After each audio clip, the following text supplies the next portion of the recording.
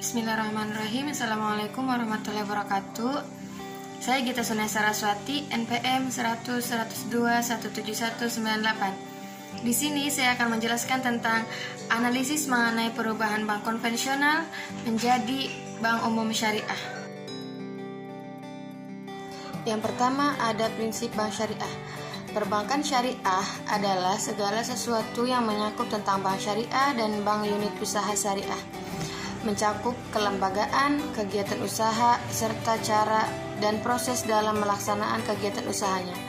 Bank syariah adalah bank yang menjalankan kegiatan usahanya berdasarkan prinsip syariah dan menurut jenisnya terdiri atas bank umum syariah dan bank pembiayaan rakyat syariah. Perbankan syariah dalam melakukan kegiatan usahanya berasaskan prinsip syariah, demokrasi ekonomi, dan prinsip kehati-hatian. Yang dimaksud dengan demokrasi ekonomi adalah kegiatan ekonomi syariah yang mengandung nilai keadilan, kebersamaan, pemerataan, dan kemanfaatan. Sementara yang dimaksud dengan prinsip kehati-hatian adalah pedoman pengelola bank yang wajib dianut guna mewujudkan perbankan yang kuat, sehat, dan efisien dengan ketentuan peraturan perundang-undangan. Dan yang kedua ada perubahan kegiatan usaha bank konvensional menjadi bank syariah. Yang pertama ada bank umum konvensional menjadi bank umum syariah atau bank perkreditan rakyat BPR menjadi bank pembiayaan rakyat syariah. Perubahan kegiatan usaha bank konvensional menjadi bank syariah hanya dapat dilakukan dengan izin otoritas jasa keuangan. Pemberian izin ini dilakukan dalam bentuk izin perubahan kegiatan usaha. Rencana perubahan kegiatan usaha bank konvensional menjadi bank syariah harus dicantumkan dalam rencana bisnis bank konvensional. Bank konvensional yang akan melakukan perubahan kegiatan usaha menjadi bank syariah. Dan yang ketiga ada tata cara perizinan perubahan kegiatan usaha. Yang pertama, permohonan izin perubahan kegiatan usaha diajukan oleh bank konvensional disertai dengan antara lain. Nah, di sini ada misi dan visi perubahan kegiatan usaha menjadi bank syariah, ada rancangan perubahan anggaran dasar, nama dan data identitas dari calon PSP, calon anggota direksi, calon anggota dewan komisaris, dan calon anggota DPS. Dan rencana bisnis bank syariah, dan selanjutnya studi kelayakan mengenai peluang pasar dan potensi ekonomi, rencana penyelesaian hak dan kewajiban. Selanjutnya ada bank konvensional yang mengajukan permohonan izin perubahan kegiatan usaha harus memberikan penjelasan mengenai keseluruhan rencana perubahan kegiatan menjadi bank syariah. Dan ada perubahan anggaran dasar harus diminatkan persetujuan kepada instansi yang berwenang. Permohonan kepada instansi yang berwenang dapat dilakukan bersamaan dengan pengajuan permohonan izin perubahan kegiatan usaha. Bank konvensional yang telah mendapat izin perubahan kegiatan usaha menjadi bank syariah wajib mencantumkan secara jelas. Bank konvensional yang telah mendapat izin perubahan kegiatan usaha menjadi bank syariah yang wajib melaksanakan kegiatan usaha berdasarkan prinsip syariah paling lambat 60 hari terhitung sejak tanggal izin perubahan kegiatan usaha yang diberikan. Apabila setelah jangka waktu bank syariah hasil perubahan kegiatan usaha belum melakukan kegiatan usaha berdasarkan prinsip syariah, maka izin perubahan kegiatan usaha yang telah diberikan akan ditinjau kembali.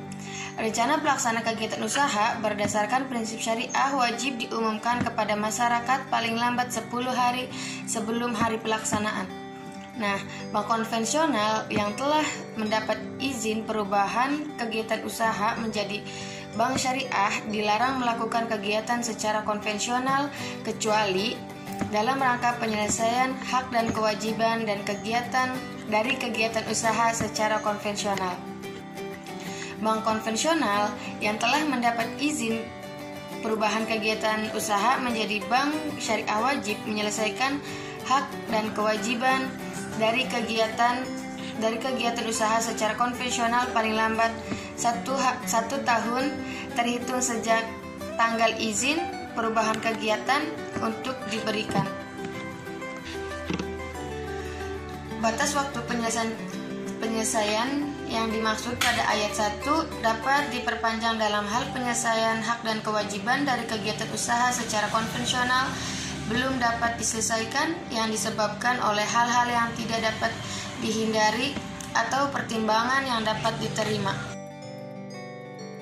Selanjutnya ada perbedaan laporan keuangan syariah dengan laporan keuangan konvensional. Yang pertama ada aktivitas. Perbedaan yang pertama terletak pada aktivitas pembukaan kedua laporan tersebut. Laporan keuangan syariah menerapkan aktivitas meliputi kewajiban investasi tidak terikat secara ekuitas, sedangkan pada laporan keuangan konvensional menerapkan aktivitas berupa uang dan modal. Selain itu, pada lapor keuangan konvensional juga tidak terlihat adanya penambahan investasi yang tidak terkait. Yang kedua ada sudut pelaporannya. Pada segi pelaporannya, laporan keuangan konvensional mengandung lebih sedikit unsur laporan keuangan.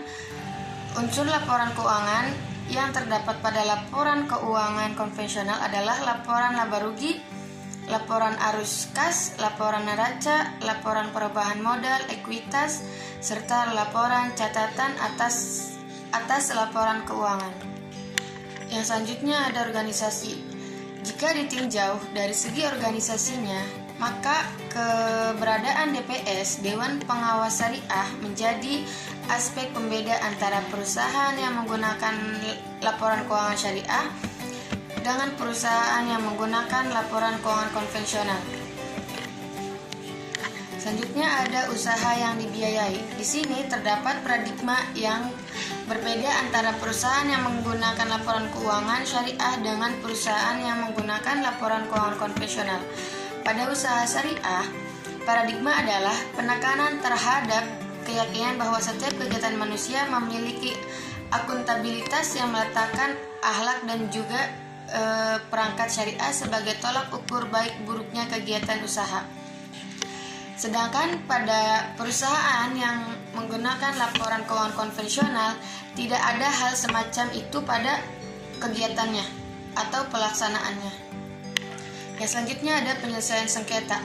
Sebuah penyelesaian permasalahan akan diselesaikan secara berbeda tergantung pada prinsip perusahaan tersebut, apakah menganut syariah atau konvensional.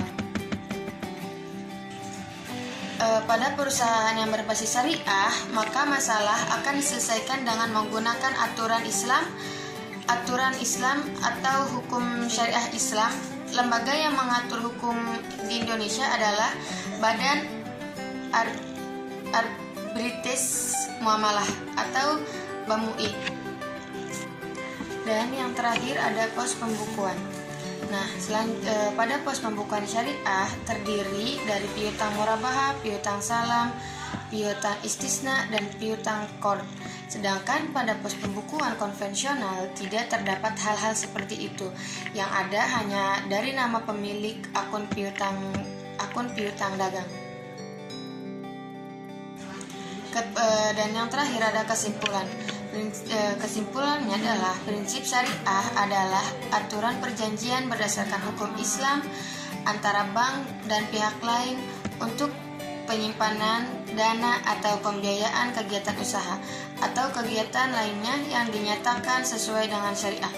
Antara lain pembiayaan berdasarkan prinsip bagi hasil, mudharabah, penyertaan modal, musyarakah, prinsip jual beli barang dengan memperoleh keuntungan murabahah, atau pembiayaan modal berdasarkan prinsip sewa murni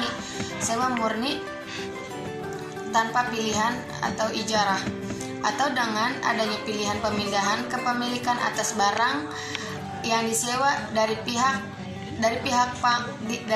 bank oleh pihak yang lainnya. Dan selanjutnya, bank konvensional dapat melakukan perubahan kegiatan usaha menjadi bank syariah, tetapi bank syariah dilarang melakukan perubahan kegiatan usaha menjadi bank konvensional. bank umum konvensional yang akan melakukan perubahan kegiatan usaha menjadi bank umum syariah harus memenuhi kegiatan mengenai permodalan bank umum syariah. Selain itu, Direksi Dewan Komisaris Bank Umum Syariah harus memenuhi ketentuan yang mengatur mengenai bank umum syariah. Sekian dari saya, mohon maaf bila ada kekurangan, dan akhirnya wassalamualaikum warahmatullahi wabarakatuh.